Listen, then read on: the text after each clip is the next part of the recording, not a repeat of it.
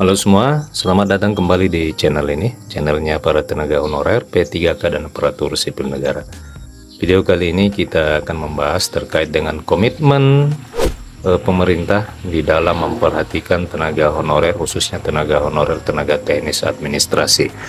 Untuk itu kepada rekan-rekan silakan disimak dan ditonton secara lengkap video ini agar rekan-rekan bisa menerima informasi secara utuh dan menyeluruh.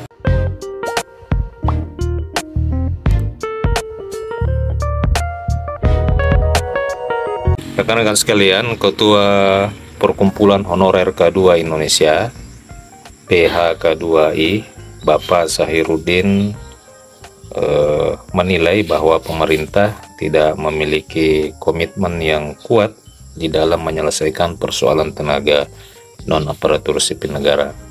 Sampai saat ini setidaknya belum terlihat tanda-tanda pemerintah memiliki niat yang tulus dan ikhlas untuk menyelesaikan masalah tenaga non-aparatur sipil negara, terutama untuk honorer K2. Ia menyebutkan bahwa pihaknya meragukan komitmen pemerintah untuk menuntaskan honorer sebagaimana amanah Undang-Undang Nomor 5 Tahun 2014 tentang aparatur sipil negara. Sesuai Undang-Undang Nomor 5 Tahun 2014, setidaknya aparatur sipil negara itu terdiri dari dua, yakni pegawai negeri sipil dan pegawai pemerintah dengan perjanjian kerja. Tetapi sampai dengan saat ini pihaknya menilai honorer yang memiliki jumlah mencapai 2 juta lebih, sehingga sampai kapanpun negara tidak akan mampu menyelesaikan dalam kurun waktu 5 tahun terhitung mulai 2023. Menurut Udin, penyebabnya karena nomenklatur yang mengatur tentang jabatan ini sangat mengikat. Kemudian negara pun tidak akan membuka peluang yang lebih untuk menyelesaikan tenaga honorer. Sebagai bahan pertimbangan, rekan-rekan sekalian, honorer yang bekerja di instansi pemerintah pusat maupun pemerintah daerah itu memiliki latar belakang yang berbeda-beda, baik dari segi kualifikasi pendidikan, kompetensinya maupun bidang jabatannya. Guru, kesehatan maupun tenaga penyuluh adalah kelompok jabatan yang sudah berada dalam jabatan fungsional, sehingga kualifikasi pendidikannya sangat jelas dengan standar minimal diploma 3. Akan tetapi menurut Udin ini selaku koordinator honorer kedua, kelompok jabatan teknis administrasi lain yang bekerja di instansi pemerintah daerah didominasi oleh kelompok jabatannya adalah struktural dan sebagian kecil merupakan jabatan fungsional. Rekan-rekan sekalian, jabatan fungsional sejak tahun 2021 bagi pemerintah daerah sangatlah baru, sehingga untuk menjabat pada jabatan fungsional melalui pengangkatan pertama, perpindahan dari jabatan lain, maupun penyesuaian dan promosi. Hingga ia menilai bahwa yang menjadi pertanyaan saat ini adalah di dalam sistem merit terdapat kebutuhan dalam jabatan dimaksud adalah untuk memenuhi ketentuan sesuai standarisasi jabatan yang lahir sesuai tuntutan atau keinginan pemerintah.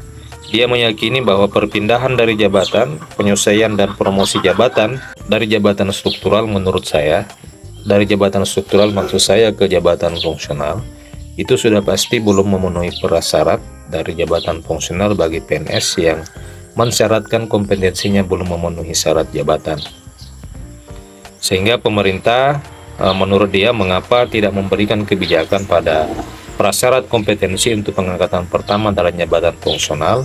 Ia pun meminta kepada Bapak Presiden dan Menteri Pendayagunaan Aparatur Negara untuk segera menyelesaikan tenaga honorer yang begitu besar jumlahnya dan tuntutan regulasi yang begitu banyak, sehingga pihaknya tidak meyakini bahwa pemerintahan Jokowi ini akan mampu menyelesaikan persoalan honorer ini baik dalam waktu dekat maupun dalam jangka panjang.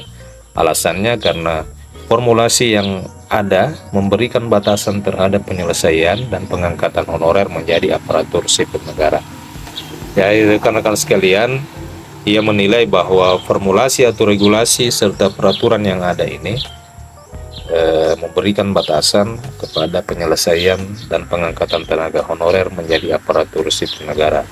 Lahirnya Peraturan Menteri Pendayagunaan Aparatur Negara Nomor 13 Tahun 2016 itu seakan-akan menjadi bencana bagi instansi pemerintah daerah yang berlatar belakang pendidikan SMA, karena pintu masuknya telah tertutup pada jabatan arsiparis yang berstandar pendidikan terampil. Jadi ini sebagai contoh untuk jabatan arsiparis, di mana jabatan arsiparis ini mayoritas diduduki oleh tenaga non-aparatur sipil negara atau tenaga honorer, akan tetapi berdasarkan peraturan pemerintah, Peraturan Menteri Pendayagunaan Aparatur Negara dan Reformasi Birokrasi Nomor 13 Tahun 2016, itu dipersyaratkan harus berstandar pendidikan terampil.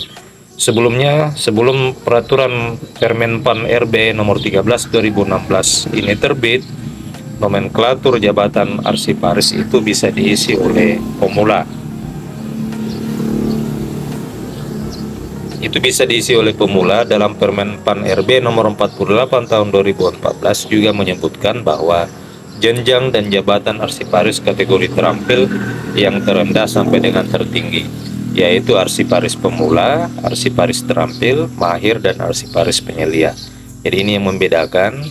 Jadi di Permenpan RB Nomor 13 Tahun 2016 itu untuk jabatan arsiparis saja sebagai contoh itu harus berstandar pendidikan terampil. Akan tetapi di Permenpan sebelumnya yang dibatalkan ini, untuk jabatan arsiparis termasuk dalam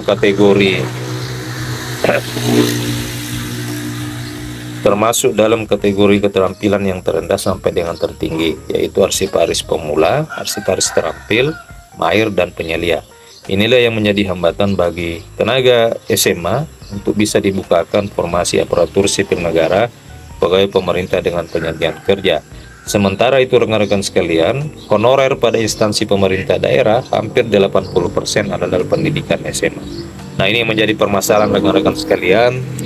Hampir semua jabatan fungsional yang bisa diduduki oleh pegawai pemerintah dengan perjanjian kerja, termasuk dengan pegawai negeri sipil, itu sangat sedikit sekali yang bisa mengcover atau mengakomodir kualifikasi pendidikan SMA. Akan tetapi di sisi lain, mayoritas tenaga honorer atau non-aparatur sipil negara ini, bahkan hampir dengan 80%, itu merupakan memiliki kualifikasi pendidikan SMA. Hal inilah yang meragukan komitmen pemerintah di dalam rangka menyelesaikan tenaga honorer atau mengangkat tenaga non-aparatur sipil negara menjadi aparatur sipil negara, oleh karena dibatasi dari sisi regulasi dan aturan-aturan yang ada. Sehingga rekan-rekan sekalian, demikian informasi pada video kali ini. Semoga informasi ini bermanfaat. Tetap subscribe channel ini agar rekan-rekan terus menerima informasi-informasi terbaru seputar tenaga honorer, P3K, dan aparatur sipil negara. Terima kasih telah menyaksikan. Sampai jumpa di video berikutnya.